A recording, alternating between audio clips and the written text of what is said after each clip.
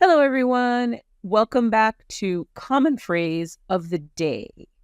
Today's common phrase is the grass is always greener on the other side. Now, this phrase means that people often believe that others have it better than they do, even if it's not true. This phrase is often used to remind people to appreciate what they have instead of focusing on what they don't have. It can also highlight how we tend to overestimate how good something is when we don't have it. Here are some example sentences. I thought my friend's job was perfect, but she has a lot of stress. It turns out the grass isn't always greener on the other side.